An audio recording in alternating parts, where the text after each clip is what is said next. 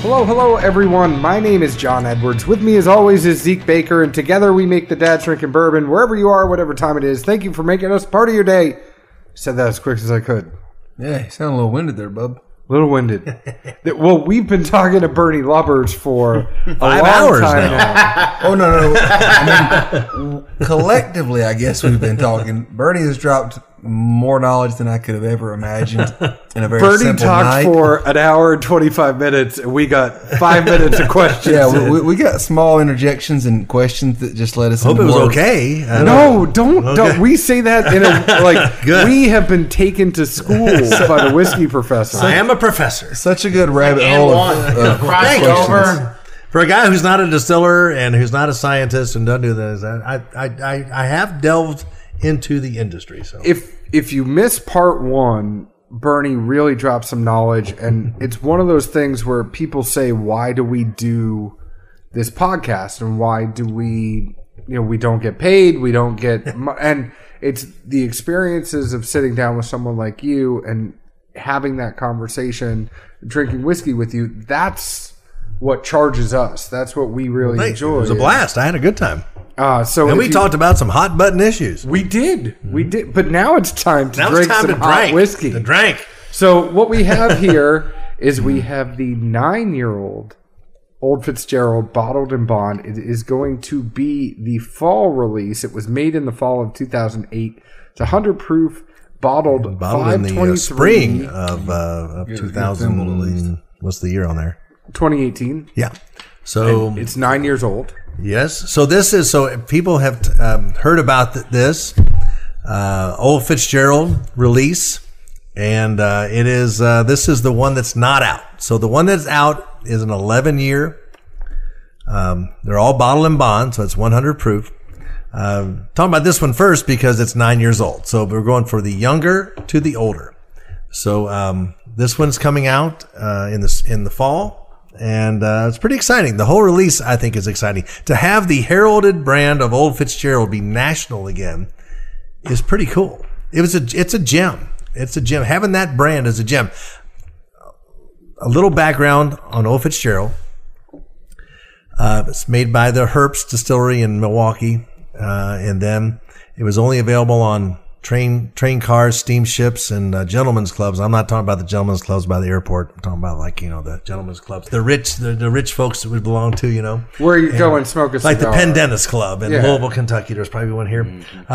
And so Penn Dennis Club is where the old fashioned started. That's one of the stories of the old fashioned. So Pappy Van Winkle bought this brand in 1922 for $10,000 and thought he got the best deal in the world. Now think about what's going on in 1922. Goddamn money. It's prohibition. You can't even sell whiskey, so he bought a brand he can't sell.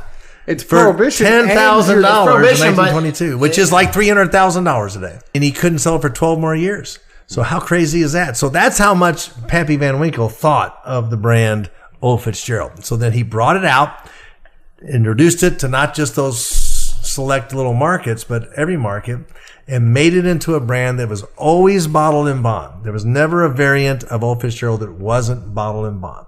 So we honor that with this release. And the first one came out this spring, and the next one's come out this fall. So this is the fall. This is 9 years old. This is a wheated bourbon recipe. The recipe, for those of you listening at home, is 68% corn. It is 20% wheat and 12% malted barley. Then we put it into a number 3 char barrel, and we kept it in there for 9 years. And then we bring it out. Of course, we put it in the barrel at 125 proof. Let's say that the aggregate proof is about 130 proof after 11 years. Then we add enough water to get it to just 100 proof, bottled in bond, which means it has come from one single season, and that's listed on the tax stamp like it used to be. Which is a big dang deal, because I'm the bottle and bond guy, right? Bernie does it right. Bernie does it right. We already know. We know. It's not on this tax stamp, though. That is a sample bottle, not for resale. Let's talk about this a little bit, and let's get into the tasting notes. So, this we've had the 11. We're going to talk about the 11, Zeke. But for me on this one, it's very vibrant. I think it's almost a little bit different for me from the 9 to the 11. This 9 is vibrant. It's sweet. There's nutmeg. It's almost like a slight eggnog on the nose for me. It's something that's almost like it's like that fall chai. You go to Dunkin' Donuts and get that vanilla chai. I get that a little bit. I get it even on the taste. It's almost like a nutmeg on the taste that turns into sweet caramel candy, that chai-ness to it. It's so sweet compared to that. And I'm not saying the 11, I'm mingling these notes here, but the 11 has a little bit of a peppery finish for me, not when you first taste it, but that dry, peppery finish rather than what you first get. The finish on the 9 was nice and long. It's almost like a candy lingering.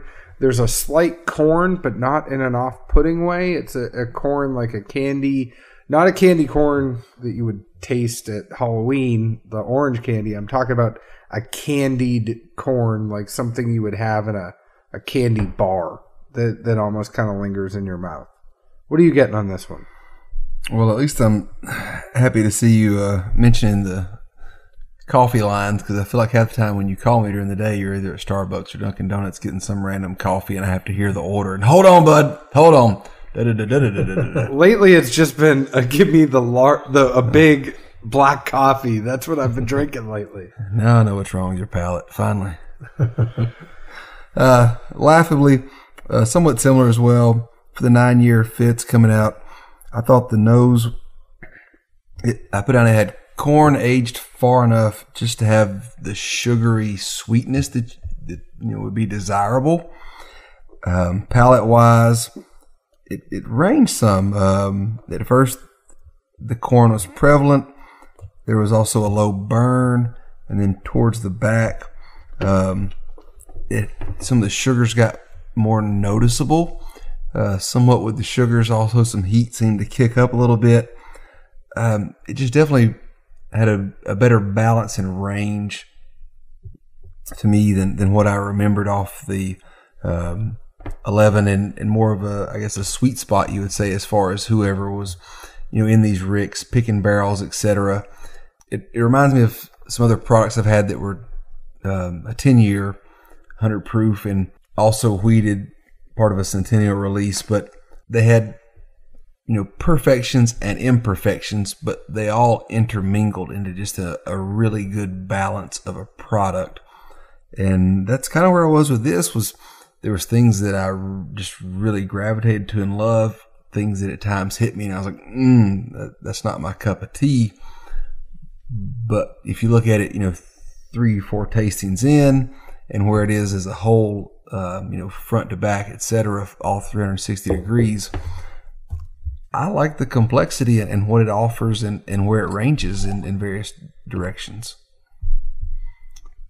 Right? Yeah, I'll kind of weigh in here just a second. I'm really, really excited about this bottle, not only because we're some of the first people to ever get to try this finished product, but as a fall release, and we kind of both, all of us have touched on this now and tasting it, it's a fall release, and this bottle to me really personifies the fall season. For me on the nose, as I'm smelling it, I'm getting this sensation of unwrapping candy out of paper wrappers. I'm getting this nice fruity pebble. I'm getting these nice candied orange. As I begin to taste it, I'm getting this nutmeg. I'm getting this eggnog. I'm getting candied cherries and candied apricots. All these flavors that are just really exemplifying fall to me, make me excited to sit on my porch and wear a sweater and watch football and hand out candy to trick-or-treaters. So as far as releases that are coming, this is definitely on my radar, and I'm very excited about this as a fall release. I think overall, really, really delicious.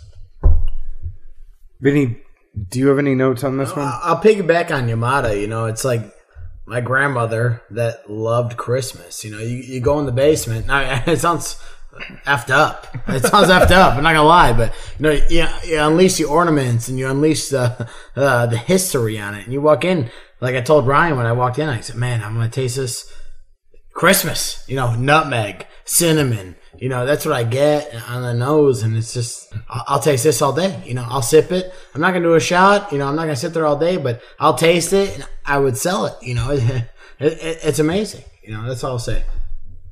It's fun. I mean, the cool thing about this release, you've covered every tasting note I could possibly cover and more. As Parker would say, though, this is good whiskey. You know, that he didn't talk in tasting notes, and a lot of the old timers don't. But you know, this is the history of the brand. There's not a lot of companies that have a heralded brand like this that they happen to have in their portfolio. And there's not a lot of distilleries that have enough 11-year-old barrels or 9-year-old barrels or 10-year-old barrels or whatever to do anything with. And that's the cool thing about Heaven Hill Distillery is that we do. We have 1.42 million barrels and growing in our inventory. We make 6 different recipes of American whiskey. And it's just amazing to have this, to be able to come out. So I'm glad you enjoy it. It's fun. What's the thing that they said Parker used to do is he'd ask somebody, what did you get in that? And then, people would come up to Parker and say, I've been with them at Whiskey Fest, and they go, Parker, you know, that last Elijah Craig, you had, I got banana. And Parker would look at him and go, you know, he goes, if you're tasting banana, I did something wrong. I didn't put one banana in there. That's what it is. Yeah, Everyone's palate is different, though. You know. You know, but he didn't describe it that way. He described it as good bourbon, and you know, and so you can take all those notes and say that's good bourbon, and that's all he needed. You know, he was kind of making fun too. You know, obviously he can taste different tasting notes and stuff like that. But in his mind, he's going for a flavor profile of that good bourbon that he's going for, whether it's a wheated bourbon recipe or a rye bourbon recipe. And not to get us too far off, because this is the tasting portion, and, and we want to make sure that we close this out. But the people that you've been around, and all the distillers, and even yourself, what do you, and we always ask this because we taste things blind. What do you go for? Do you go for taste? Do you go for mouthfeel? Do you go for finish? Or are you looking for a good nose? What constitutes a good bourbon for you? Well, geez. Well, for me, you know, it's different, and I'm learning as I go. You know, I learn so much every day, and tasting and nosing. And I used to discount nose, and then I was with Chris Briney and Mike Sani from our company, and Trish and our tasting panels, and I said, you know, I tell people, you know, nose, I care what it tastes like, and they said this simple statement: if you can't smell it, you can't taste it. And so that's a big deal. Now, we've all smelled things that taste 100% different, but you have to take the nose into consideration. So it's like the distiller's rule of thumb. If you listen to the other portion, there's a distiller's rule of thumb. You got to do it for yourself. If you're doing it blind, you don't know how old things are. So it's one of those things, you know, when you're tasting blind, it's different than tasting. Does that make sense? Yeah. I mean, you know, like this, you know, when the age statements are on things, you're looking for certain things. It's been so long since there's been a 9-year-old bourbon wheat out there. It's been so long since there's been an 11-year-old bourbon wheat out there. We really don't know what they taste like. I mean, there's well over 12 out there, but there's very few of them. I mean, but there's no 11, right? So this is, I mean, that's the cool thing about what we do at Heaven Hill. We got these things, and we're going to share them with people. Just like you said, when you open a bottle, share it. Yeah. You know, and each barrel's different. Each release is different. You're going to like one more than the other. You're going to have a favorite and you have a least favorite. You know, with us, that's fine. You can say, I like this one better than the other one, or this one better. You know, there's other ones coming out that you will and won't like. You know, that's totally fine. That's what it's all about. It's all about what you all do here and talking about it. It's okay to like one more than the other. I mean, you just want to get the tasting in people's hands. Right. Right. And so, but we have them. We want to share them. So we're doing it. And let's talk about the 11. So Zeke, we've had the 11 a couple times on our show. I know you're tasting something else over there. So Ryan, why don't you tell us what you thought about the 11 first? Sure. I kind of love putting the 11 side by side with the 9 now, because this is my first time trying the 11 and kind of tasting them back to back. And Bernie, thank you for kind of lining them up in that way. For me, on the nose, I'm getting these alpine flavors. I'm getting mint. I'm getting genepi. I'm getting these kind of like these pine sensations on the nose. I'm getting orange, and I'm getting a white pepper. but the nose to me was inviting. It wanted me to try it some more.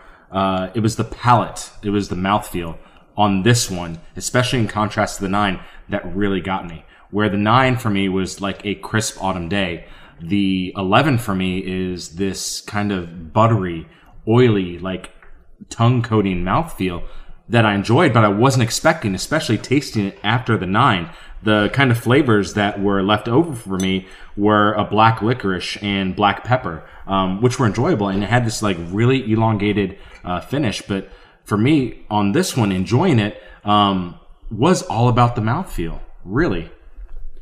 Yeah, and I got a lot of that pepper too. I the nose was so good on the 11. Mm-hmm. I really enjoyed the nose. I enjoyed the nose of the 11 more than the nose of the 9. And the nose on this one, I think, is so sweet and vibrant, and it's so sweet. It's just funny that the taste doesn't match up with the nose. It's almost like I would expect the taste of the 9 to be on the 11 because the 9 is so sweet tasting, and I would expect that nose to go with it. It's just funny how bourbon is, and how the nuances and how things change. But I got vanilla and sweet on the front, but the tail end of it, the finish for me is very dry black pepper that kind of lingers, and that's what I get in the mouth. I'm not saying it's a good or a bad thing. I'm just saying it's a little bit, if you enjoy that dryness and you enjoy more of a peppery bourbon, then that's going to be your jam. I like the sweeter Is this with or without water? Yeah, and that is with or without water. I just added water to it. Game changer. And all of a sudden, chocolate comes out. Huh. Or and we're doing tasting. Cacao comes out. Right? Cacao. So you change what you put in here, and you get a different flavor. And you can't say cacao because my 2-year-old watches Cars every night, and all I think of is cacao because they have Lightning McQueen. Yeah. I can't think of cacao any other way. To Bernie's point, I just added a little bit of water here to my Old Fitz 11 as well. And the mint that I was getting on the nose, all that Alpine, it's there now. Mm-hmm. It's there, which is interesting to me. Yeah. Zeke, what do you get on this one? Nose-wise, just heavy caramelized sugars, really. And behind that, to me, I just put on the proof stood out a lot more. Just the alcohol vapor coming off of it seemed to be much more pungent than the 9-year. And, I wonder if that has something to do with the effects of the flavor, palate-wise. I just thought the oak was much more prevalent. The wood seemed to get into it a lot more. I know 9 to 11 years is and isn't a lot of time. That's a lot of time, by the way. Well, no, 2 years is a long time. I said is and isn't. I think it is, and I think it isn't to some people. They look at other products and age statements, but it just had a drying aspect and a lot of bite to it. So to me, somewhere in that. Granted, we don't know where these sat, how much other similarities they have other than an age and mash bill, but I would say the difference in 9 to 11 year is I wouldn't say drastic. That's a pretty harsh word, but it's a pretty strong change. It exists for sure. I think if you looked at it as far as like a progression, the nose progressed at about a quarter of a rate of what the juice in the barrel seemed to progress or develop. So let's talk about this Parker's because I'm The so next excited. Parkers, you mean? The next Parkers. The upcoming Parkers. I am so excited to talk about this and taste this. I told you this, Bernie. I am a huge Parker's Heritage fan. Absolutely. From the one Parker's Heritage I've never had, or I've had it, but I haven't had a bottle of it, and I'm dying to get it, is A Promise of Hope. Ooh. That's the one. It's my favorite one out of having them all, and I've had samples. Well, it's funny of you it. bring that up because I remember when Promise of Hope came out, and that was one of the first product that came out when I was with the company. That's not true. The second one. First one was the blend of mash bills. Parker's Promise of Hope came out. Of course, that's because Parker had ALS and Lou Gehrig's disease, and we still every purchase of a Parker's to this day goes to ALS research. It came out and people were like 10 years old. Well, there's Henry McKenna. I mean, what? 10 years old? What are y'all doing? And how can you complain? Right? How can you complain on the Promise of Hope? But that's what people do. But that's just what people do for the whiskey. Okay, so they look at an age and they make they have something in their mind, and then it's so funny. You have people come over, especially from the international market. I had some folks from Germany come over from the Bourbon and Rye Club over there, and they tasted the Promise of Hope, and their face just lit up, and they went, "Some of the best bourbon I've ever had." And people would buy the Promise of Hope. How a lot of people buy bottles and they don't drink them, or they buy them to flip them, or they buy them to do whatever, or they buy one bottle and they didn't taste it, but they were trashing it because it was only 10 years old. And then 6 months later, they opened it, and we started seeing postings on social media. Wow, this is some of the best bourbon I've ever had. I should have bought 2 bottles. Yeah. Don't look at age. Don't look at proofs. Don't look at whatever. Buy it, drink it, try it. You're going to like some, you're going to like others. But come on. It doesn't have to do with age. It has to do with where it was sat. Like you just, like Zeke said, which Rick. So Promise of Hope, I appreciate you saying that, because that's one of those. Yeah, and it's not even the age thing. It's, try the whiskey. You know what? Go in with a group of friends. Everybody put in $20. Go ahead and buy the bottle. See if you like it. And then go get another one. This year's Parker's, I've already seen on social media people going, 7 years old? Ha! Yawn. Hey, wait a minute. Try it. It's also been finished in orange Curacao barrels. Give it a chance. The Lane Royale that did the Parker's, which was a cognac finish.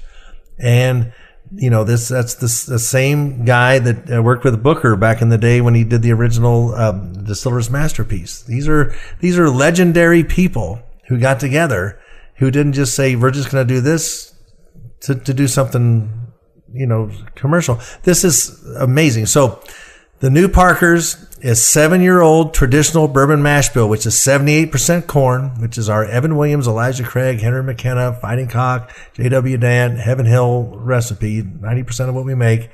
78% corn. It's 10% rye and 12% malted barley. It's been aged in a number 3 char barrel for 7 years and then finished off for a few months in a orange Curacao barrel. Here it is. It is so good. It doesn't, anybody who's complaining about the 7 years, if you haven't tasted it. No. And if you guys, I know some of you might think that we sit here with someone like Bernie Lubbers from Heaven Hill and we might, be skewed because he's sitting here. No, Zeke and I are pretty good to speak our minds in front of everyone, but orange chocolate. It is citrus. It is chocolate. It is, if you like citrus and chocolate, and who doesn't? But it is just the whole thing. I just got orange, citrus, chocolate. I got citrus on the taste. The nose, you really get the chocolate. It's 110 proof, and you wouldn't think that. No, not at all. And it is.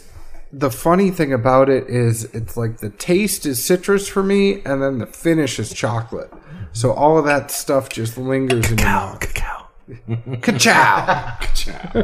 But I loved, and I know Zeke is going to tell me I'm a Parker's fanboy.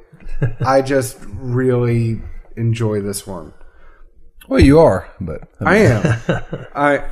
Now, So when Bernie, you add a couple drops of water, you add a cube, it does totally change this. we all have our things, John. It's okay. So Bertie had this bottle that he no longer has anymore. It's under the table. I just loved the contrast of the citrus with the chocolate. But would you guys get on it? So for me, it was really interesting. We were talking about it as we were tasting this, and if I could take an orange creamsicle, not a push pop, but an orange creamsicle, and turn it into a bourbon in nose and taste, this was it. I thought it was delicious. It was really, really tasty. For 110 proof, drank smooth. It was enjoyable. I just wanted to keep drinking it. And here I'm like, it was funny. This is my first pour of the night. And I was like, I got to save some room because we've got a full table here. Really, really fun. And Bernie, I want you to talk to me more about this water because it really, really opened up and changed it for me. I went from orange cream. So I've been teasing him all night. I was like, you got to do this and that. So the reason this is like this is because of the old fashioned. So old fashioned has orange, right? And this is like the $1 million old fashioned. This is old fashioned in a glass. This is it. You're talking to the guy from Cooper Spirit. Talking about that rock and rye guy. I mean, that's why we did this. I mean, it's been done before, but not at this level. Not with Elaine, not with these Curacao barrels, not with this Heaven Hill 7-year-old whiskey. It's been done with younger whiskey. It's not been done with this. So you're saying for the people that are really knocking it, A, have it neat, but B, make an old fashioned. Well, you don't need to make one. Just add a little bit of water and it's there. Yeah. What's a Bernie Lubbers old fashioned? This would be What it. is it? But this would be it. You're going to make an old fashioned, I love them both ways. I was just in Wisconsin. We had some brandy old fashions. I love anything. It's okay.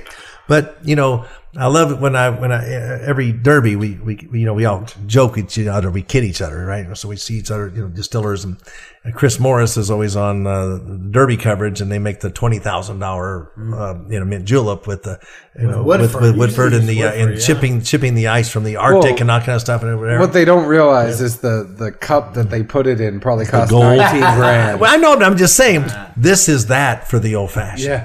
This is the $1 million old fashioned. This is what you'd want to have. It's Parker's is special. Parker's, we really work hard. So when we see people trashing stuff online without even tasting it, it hurts us a little bit. Now we can take criticism on releases. That's fine. Taste it first. If you taste it and don't like it, that's fine. Sure. It's not for you. It doesn't have to be for everybody. Parker's isn't for everybody.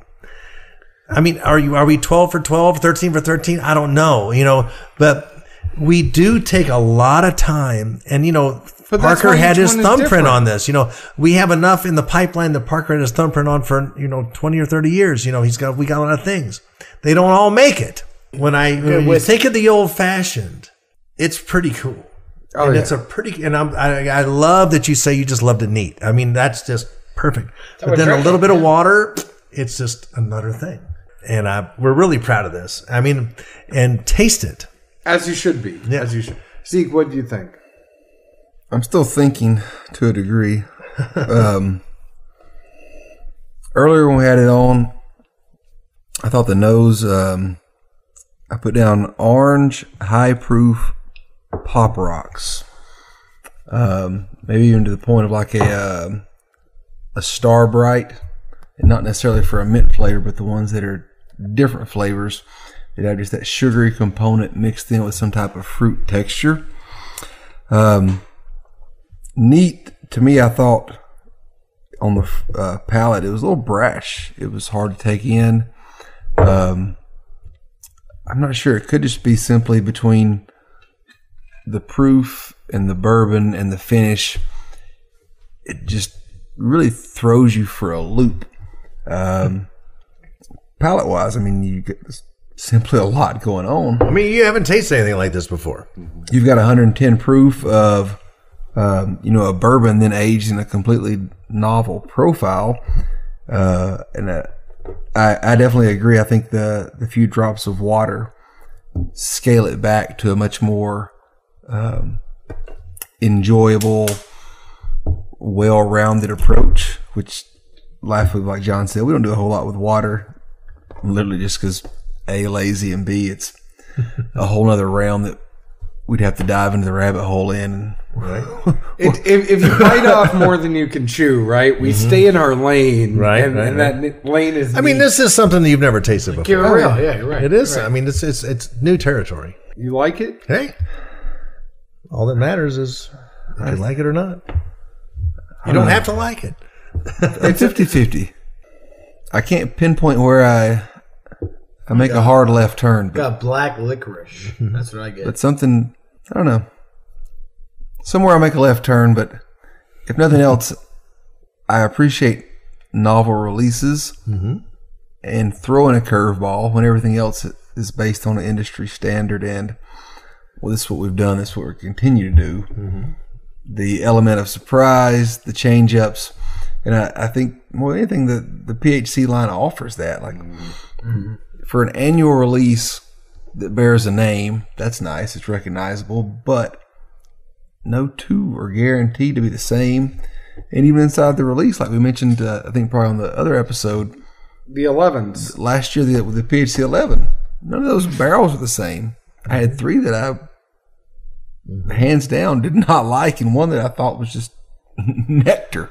Well, and Zeke always gets on me for this because he thinks that I'm a sucker for marketing. But at the end of the day, no, it's not. No, because I'd be a sucker more for the 11 than the decanter bottle. It's not, and it's what I'm a sucker for is what can we sit down and have a good conversation about as a group, and what's going to be interesting. And you know what, like that old Fitz 11. At $120 is worth it to me because we're all sitting and having a conversation about it, right? You buy that, you sit down with your friends and you have a conversation about it. The people that are knocking the Parker 7, and I'm saying 7 year, the Parker's 12. The next one, But you're going to sit down and have a conversation about that, and you're going to get different notes, and people are going to get different things. And for people that are whiskey and bourbon aficionados, and the people that are going to have those nights with their friends where they're going to sit down and talk about that stuff, that's worth every penny. Absolutely. I mean, I describe it too, like if you grew up in Chicago. Hey-o. There you go. There you go, Vinny. There we go. And your grandfather likes the White Sox, but you like the Cubs. That was me. You can have disagreements, but you can have similarity because you like the sport. Yeah. And then there's these things. So I'll tell you the funny story about, I think it's an interesting, funny story about the decanter for the Old Fitzgerald that we decided on for the whole series. It's not, all of them are going to be in the same decanter. So here we are, Denny Potter and I and the team, we're in Chicago for this past Whiskey Fest. And if anybody's ever been to a Whiskey Fest, you know that the first hour is the VIP hour. And it costs more money and you get more, stuff that you can't get the other time. So we've got the new Old Fitzgerald 11 year. And, there's always, people always, when the doors open up, people rush to the Pappy 20 and 23 line and they get, Julian and Preston pour them the pour. And it's awesome. I mean, why wouldn't you? A lot of people can't taste, the Pappy Van Winkle, so you should.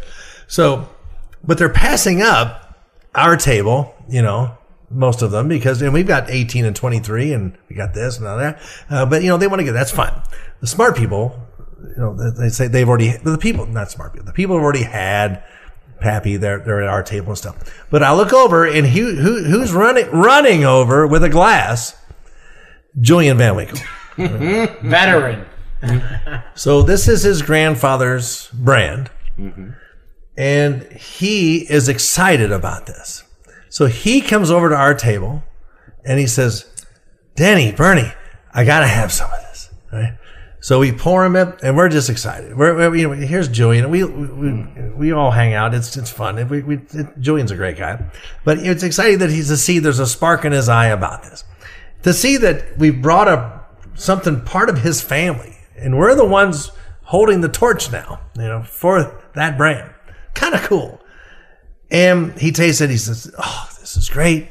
And he says, "I'm glad you used the 1956 decanter."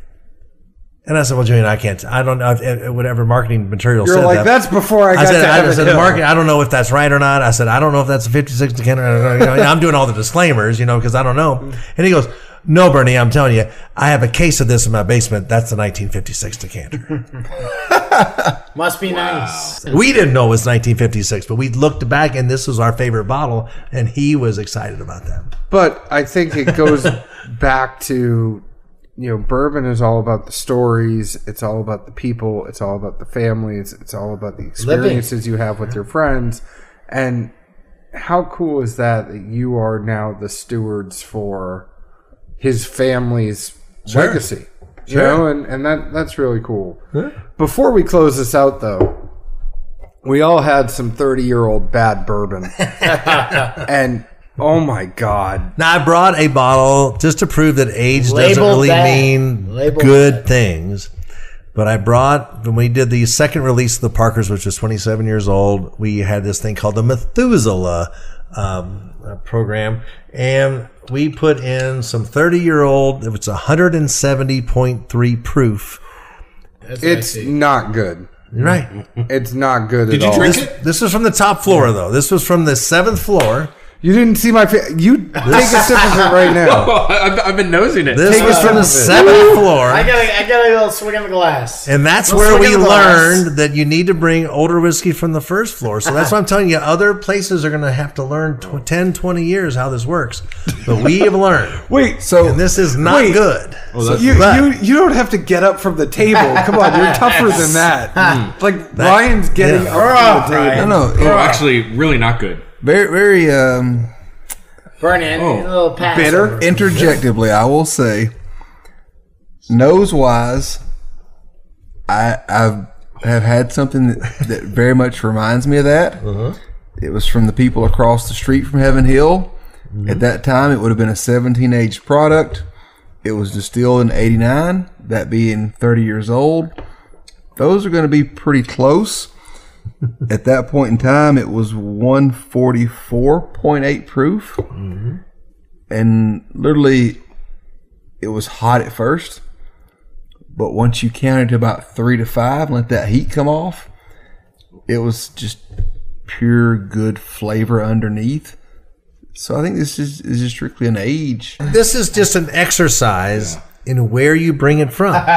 We are having Heaven Hill is coming out with another 27-year-old product this year, and it doesn't come from the 7th floor. So it just goes to show that you have to have the expertise and you have to have that knowledge. Vinny's where the only this one stuff- stupid enough to pour more, by the way. Do you know that's lasted Bernie like 2 years? Oh, that I got it bottle? when I first started 6 years ago. I'm the first guy to drink Busch Light when I was like 14. But So- this just goes to show the expertise that Parker brought to the table, that Mike Sani and Chris Briney and his team and Denny Potter and all them all bring to the table. It's not about the age, like you said. It's not about the proof, perhaps. It's a lot of those things. And, you all do blind tastings. We all do blind tastings. We do the best that we possibly can to bring out a new experience for people all the time. If you don't like something, somebody else will. It's not for everyone, everything. No distillery is going to hit 100% with anybody. So, it's fun. To us, it's fun. And to me, it's fun. To share these kind of whiskeys that no one else is going to be able to taste is fun. I hope y'all enjoyed Bernie, we talked the whiskeys about it tonight. We talked about it before you got on. All of us talked about it when it's not being any good. It smells amazing. Oh, it does All smell great. We talked about this before we got on the mic. It smells amazing. I haven't tasted it yet, but when you smell it, you're like, wow, this is top notch, and I'm going to taste it. To be like, wow. 170.3 proof, That's hot. I got a feeling there weren't about 3 of those 375s that came out of that barrel. There's 2 of these. It doesn't drink like 2 750s. 170 Actually, there was proof. 2 750s. Definitely hot. That's what was left. That's all that was left. Yeah. Out of one barrel. Yeah, I could see 2 that. 750s. I'll tell you, it doesn't taste like 170 proof. It doesn't drink like it. It's, No, it's a but little it's smoother. so dry, great. and it's like a mouthful of walnuts. I mean, it's just so dry. It's so dry. But but to bring these whiskeys and to share them with you all has been a pleasure. Thank you. And Thanks for coming. it's been so much fun. And we've really enjoyed having you. Please come back next time you're in town. Let us know. We'll go to Robert's with you. We'll share some fours. Station in, have a little frozen Tombstone pizza, Oh yeah, a little PBR, and then go out there and then go to HQ and have a good time. Station Inn is great. It's one of my favorite places. There, it's funny. Your favorite places. I love going to Station Inn in the Gulch. And the funniest thing about Station Inn is how much new stuff has popped up around it, and it's still kind of just fancy there. too. Fancy They're too. hanging in there. Oh yeah, and I hope they hang in there. I'm sure for a he's been. long It's time. like Max at our company. I'm sure Max, president and owner of our company, has gotten some really interesting phone calls with some really interesting offers. Yeah. And I'm sure the owner of the station has had some really interesting phone calls with some really interesting offers. And he's all about the history and the heritage of bluegrass music and what happens in there. And for Heaven Hill, we're all about the history and the heritage of what Parker and Earl and Harry and Joe and all the Beam family did at our place. Well, we are very appreciative of them. We're appreciative of you. Follow Bernie Lubbers. He's on all the things at Bernie Lubbers. Follow Heaven Hill on Instagram at Heaven Hill Distillery, on Twitter at Heaven Hill 1935. Go to heavenhilldistillery.com. Follow Ryan Yamada at Now in Nashville. Go to HQBeerCave.com. HQBeerCave.com. Go to headquarters. Bernie, thank you so much for spending time. Bernie, you're the man. Thanks, You're Vic. the man. Thanks, Benny. Thanks. All right. Thanks, Ryan. Go ahead and find us on your favorite podcast provider: Apple, Google Play, Stitcher, Podknife, iHeartRadio, Spotify. We're on all those things. Please leave us a 5-star review. Tell us why you like us. Find us on Instagram at Dad's Drinking Bourbon. Find us on Facebook at Dad's Drinking Bourbon. Find us on Twitter at Bourbon Dads. Zeke, where else can the folks find us? Most nights right here in Nashville, Tennessee. Hope you guys appreciated one and or both of these. John and I talked about it, and we chose to split these up purposely, simply as one was much more educational, informative. One was much more drinking forward. Some people appreciate both, some don't, obviously. But give us some feedback on that. Let us know what you think about the format for this type of show, and what we could do better or worse. Hopefully not worse, though. Cheers. Cheers. Yeah. Take care.